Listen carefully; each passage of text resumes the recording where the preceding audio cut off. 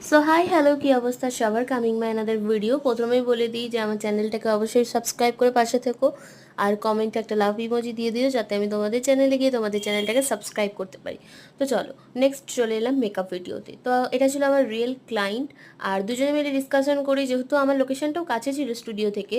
তো তারপরেও আর একবার ডিসকাশন করলাম, কারণ দিদিভাইয়ের যেখানে বিয়েটা অ্যারেঞ্জমেন্ট করা হয়েছে তার লোকেশনটা আবার আমার স্টুডিও থেকে অনেকটা কাছে। তো তার জন্য এক কথায় দিদিভাই রাজি হয়ে গেল স্টুডিওতে আসার জন্য। আমিও বললাম চলে এসো তাড়াতাড়ি।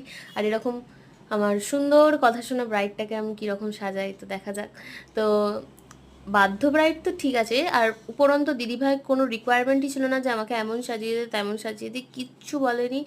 তো এই না বললে আবার আমার টেনশন যে কীরকম সাজাবো। আর এই যে আমার ব্রাইডকে আজকে দেখতে পাচ্ছ, কোনো দিনও এক টুকরো মেকআপ করে না, আমি তো দেখিনি। কোনো দিনও এক টুকরো মেকআপ করে না, কোনো দিনও তেমনভাবে লিপস্টিকও লাগায় না। তো তাকে আমি কিভাবে কি সাজাবো, মানে কোনো দিনও না সাজা একটা ব্রাইডকে সাজানো মানে তার পছন্দ হওয়া মানেও একটা বড় ব্যাপার। তো যাই হোক, আমি চেষ্টা করেছি এমন সুন্দর একটা লুক দিয়েছে যাতে দিদিভাইয়ের পছন্দ হয়। তোমরা লাস্ট অব্দি দেখো দিদিভাইয়ের পছন্দ আদেও হলো না হলো না। তো এখানে আমি একদম সফট সিম্পল একটা লুক রাখার চেষ্টা করেছি, এবং যাতে দিদিভাইয়ের বিয়েতে দিদিভাইকে সবার থেকে আলাদা দেখায় সেরকম একটা ভিপ দেওয়ার চেষ্টা করেছি।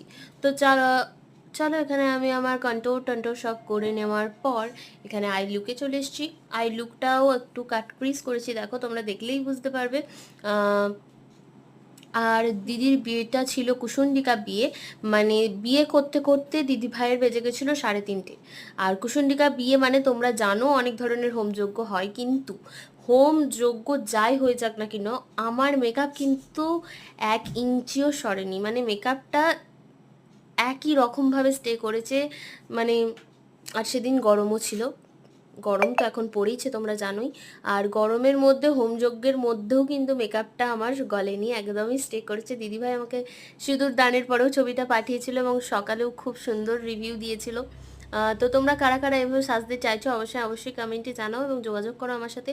ওয়েস্ট বেঙ্গলের ওয়েস্ট বেঙ্গলের আমি যে কোনো জায়গায় বুকিং নিয়ে থাকি।